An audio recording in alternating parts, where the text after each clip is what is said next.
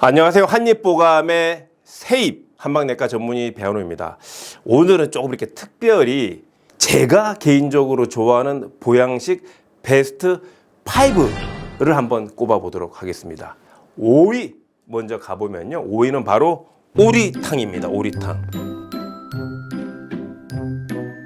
오리탕 그러면 많이들 유명하죠. 저도 이제 겨울철이 되게 되면 이 오리 고기 자체가 롤로 나와 있는 거 있죠. 그래서 롤 나와 있는 것을 이렇게 절편처럼 잘려져 있는 것을 이제 산발에 넣어 가지고 양파도 깔고 마늘도 깔고 부추도 깔고 그 위에다가 이제 오리고기 이제 잘려져 있는 거 이렇게 깔아 가지고 찜통에다가 이제 산발에 넣고 쪄 가지고 그렇게 양념장에다가 된장에다가 찍어서 먹기도 하고요. 이제 오리 자체를 또 3시간 내지 4시간 정도 여러 가지 양념을 넣고 푹 끓여가지고 그 국물에다가 밥도 말아서 먹고 고기도 먹고 이렇게 하게 됩니다. 오리탕 정말 좋죠.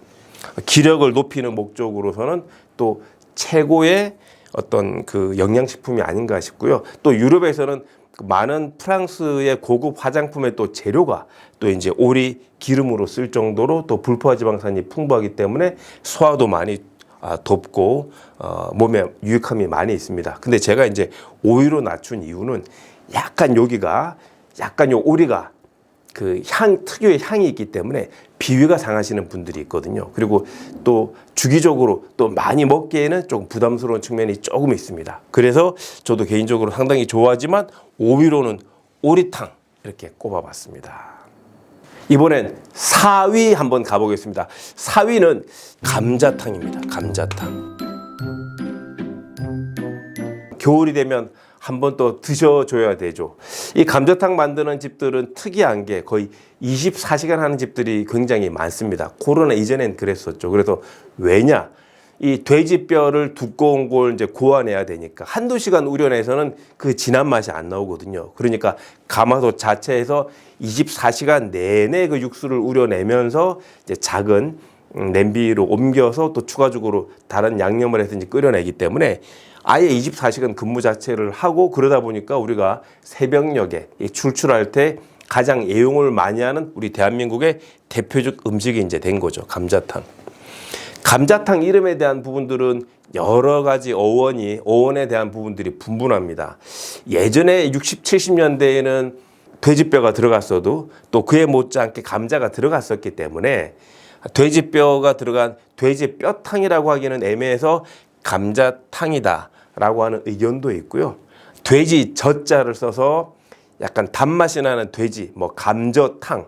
한자로 그런데 감자탕이 감자탕이 됐다라는 여러 가지 말들이 있긴 하지만 어쨌든 지금 감자탕 그러면 돼지 목뼈를 중심으로 한 척추 뼈에다가 우거지나 시래기라든지 갖은 양념을 해서 끓여낸 탕이 그냥 지금은 그냥 감자탕이 되는 거죠. 정말 얼큰해서 해장 목적으로도 좋고 또 생각보다 목표 주변에 또 소화되기가 되게 쉽고 또 식감이 되게 좋은 그 육류 단백질 그 고기 부분이 많이 있기 때문에 또 겨울에 한두 번 그리고 또 특히 약간 몸에 냉기 오한이 든다. 감기 기운이 들 때 뭔가 얼큰한 게 먹고 싶다. 그럴 때 이 감자탕만한 게 없다라는 그런 생각이 듭니다. 다만 이제 제가 이걸 4위로 잡아놓은 이유는 좀 짭니다. 그래서 자주 먹지는 못하고 한 번씩 드시는 게 좋을 것 같아서 감자탕 4위로 이렇게 올려봤고요. 그러면 이번에는 3위입니다. 3위는 뭐가 있을까요? 흑염소탕입니다. 흑염소. 흑염소는 최근에 흑염소 즙 형태로 해서 흑염소 성분이 2 내지 3% 고용분으로 들어가 있는 걸 많이들 이 즙 형태로 이미 달여져서 제품화되어 있는 걸 가지고 흑염소 즙 형태로 이미 많이 드시죠. 그렇게 먹는 것도 좋으나 근데 실제로 식품을 만들어 보면 그 이상 넣게 되면 약간 이제 조율이 힘들기 때문에 당연히 그 정도밖에 들어갈 수가 없습니다.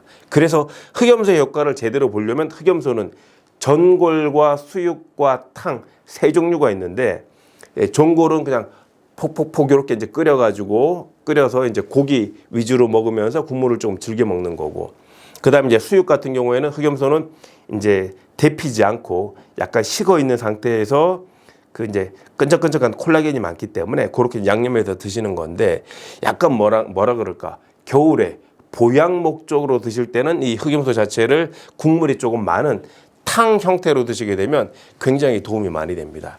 특히 이 흑염소는 방향성을 가지고 있어서 이 흑색 블랙푸드는 콩팥의 기운을 좋아지게 하는데 도움이 많이 되거든요. 그래서 콩팥의 기운을 좋아지게 하면서 몸을 따뜻하게 하는 대표적인 또 육류 단백질입니다. 그래서 특히 이제 겨울철 이 여성분들이 남성분들에 비해서 몸이 좀 차고 나는 손발이 차다. 뭔가 내가 조금 더 내 몸에 맞는 좋은 음식을 먹어서 도움을 받았으면 좋겠다고 하는 분들이 이제 흑염소를 조금 더 이용하시면 좋겠습니다. 그러나 제가 3위로 꼽은 이유는 주변에 흑염소 집이 사실 많지는 않습니다. 먹고 싶어도 구하기가 또 쉽지 않은 그런 측면이 있죠. 자, 이제 2위인데요. 2위는 제가 꼽는 이유는 바로 도가니탕입니다. 이 도가니탕 그러면 보통 이제 우리가 소를 가지고 이제 국물을 내서 다양한 이제 재료를 판매를 하는 그런 이제 국밥집에 가보게 되면 가장 상위 레벨의 가격대를 형성하는 게 바로 도가니탕이죠. 그래서 소의 뒷다리에 그 여러 가지 이제 연골 부분이 많이 들어가 있기 때문에 조금 양 자체가 많지 않아서 발골돼서 나올 수 있는 양 자체가 많지 않아서 수요에 비해서 공급이 딸리니까 조금 더 이제 가격대가 이제 비싸다고 할 수 있겠죠. 물론 우리가 이제 도가니탕을 조금 더 많이 먹는 이유는 사실은 실제로 도가니를 먹어보게 되면 이제 식초장에 찍어서 이렇게 먹게 되는데 도가니를 먹어보게 되면 되게 딱딱해서 딱 맛이 있다고 보기는 힘듭니다. 근데 우리가 이제 경험적으로 이 도가니탕을 많이 즐기시는 이유 중에 하나는 뭐냐면 이거 자체가 연골이고 그만큼 더 콘드로이친이 풍부하기 때문에 우리 인체에 들어왔을 때도 그 연골 그대로 그 콘드로이친이 그대로 우리 몸에 들어와서 내 뼈를 내 연골을 튼튼하게 하는데 도움을 줄 수 있지 않을까라고 하는 경험에서부터 이렇게 이제 하는 건데요. 많은 과학자들은 어차피 이게 연골이라고 하더라도 우리 몸에 들어오게 되면 위장에서 다 분해돼 가지고 아주 이제 세분화돼서 다시 재합성돼서 사용되기 때문에 그럴 수는 없다라고 말씀하시기도 하시지만 우리가 이제 전통적으로는 연골이 약할 때는 연골을 먹어줘야 된다라는 그런 이제 전통적인 생각 때문에 여전히 도가니탕이 이제 인기가 이제 있는 거죠. 이제 저도 좋아하지만 2위로 저 도가니탕 되게 좋아하거든요. 근데 2위로 잡은 이유는 가격대가 조금 세다. 가격대가 조금 세다. 그래서 또 그리고 집에서 또 막 해먹기는 여기 다 마찬가지지만 이 네 가지가 다 집에서 내가 내 손으로 끓여 먹기에는 조금 이제 좀 불편함이 있겠다라는 겁니다. 그래서 여기가 2, 3, 4, 5등 이렇게 잡아봤고요. 자, 그러면 대망의 1위는 무엇이냐? 바로 곰탕입니다. 이 뭐 곰탕을 제가 이 겨울철 즐겨 먹는 보양식 육류편에서 1등으로 잡아놓은 곳에는 아마 2위가 별로 없어질 거라고 생각을 하는데요. 실제로 저도 제일 좋아하고 전통적으로 예전부터 지금까지 어떤 육류 단백질이라든지 육류를 통해서 먹을 수 있는 영양소를 가장 저렴한 가격으로 가장 풍부하게 먹을 수 있는 좋은 먹거리 방법이기 때문에 지금까지도 없어지지 않고 그대로 이제 이어져 내려오는 거죠. 근데 곰탕 얘기를 잠깐 하다 보면 이게 소를 가지고 끓이면 소우자를 써서 우탕이나 소우자를 써서 우탕이라든지 또는 뭐 소자를 써서 소탕 이렇게 해야 될 것 같은데 왜 이제 곰탕일까? 여러 가지 곰탕에 대한 설이 있는데 대개 우리나라가 문헌적으로 추적을 해보게 되면 고려시대 이전에는 주로 채식 위주로 살던 민족입니다. 그래서 농경 문화가 자리 잡았기 때문에 쌀, 보리, 콩 같은 여러 가지 채소류를 기반으로 해서 먹었고 육류 섭취가 제대로 안 되었던 거죠. 겨우 육류라고 하는 것이 바닷가에 사시는 분들은 생선류, 육지에 사시는 분들은 민물고기 조금 이렇게 이제 먹었을 수밖에 없기 때문에 육류를 접하기 힘들었는데 고려시대 때 이제 몽골이 우리나라 전역 제주도까지 몽골이 들어와서 뭐 제주도 그 중산간 지역에 있는 나무를 다 태워버리고 말을 기를 정도로 우리나라가 이제 몽골의 아주 철저한 이제 그 식민지로 살 때 몽골인들이 육류를 가지고 끓여서 먹는 문화가 우리나라에 자리 잡았다라고 하는 게 일종의 정설입니다. 그래서 몽골인들이 고기를 그냥 맹물에 끓여서 먹는 것을 한자로 공탕이라 그럽니다. 아무것도 없는 맹물에 그냥 끓여서 먹는 거.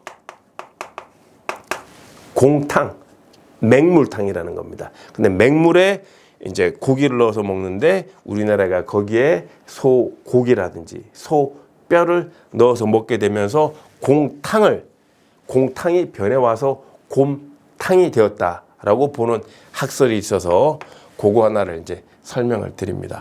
그래서 아무튼 이 곰탕은 그 육류 단백질을 우리가 섭취를 해야 되는데 우리가 나이가 들게 되면서 고기를 예를 들어서 다량으로 하루에 자기 손바닥 크기 정도인 뭐 100g 정도는 드시라고 많이들 권장을 하는데 실제로 그렇게 이제 먹기가 힘들거든요. 그래서 자기 체격과 자기 체형과 자기 체질에 따라서 적당량을 드셔야 되는데 굽거나 튀겨서 드시게 되면 그 육류가 오히려 다양한 이제 포화 지방이라든지 트랜스 지방을 몸에 가져올 확률이 있어서 우리가 연세가 드실수록 고기를 드시더라도 찌거나 삶아서 드시라고 많이 얘기를 하는데 이렇게 탕 형태로 드시게 된다 그러면 굽거나 튀겨서 이제 먹었을 때 음식으로부터 올 수 있는 위해를 막아주면서 또 수분이 많기 때문에 이제 먹었을 때 식감도 좋고 또 끓이는 오랫동안 2-3시간 끓이는 과정에서 고기 특유의 잡내도 없어져서 고기 비린내 때문에 못 먹어야 하는 분들이 그 잡내도 조금 없애고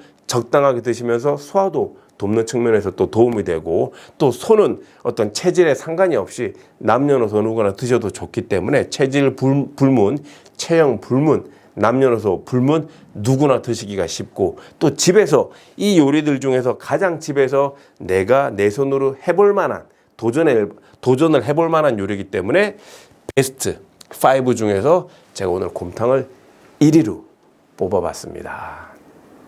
지금까지 배한호가 뽑은 육류 겨울철 보양식 베스트 5였습니다. 감사합니다.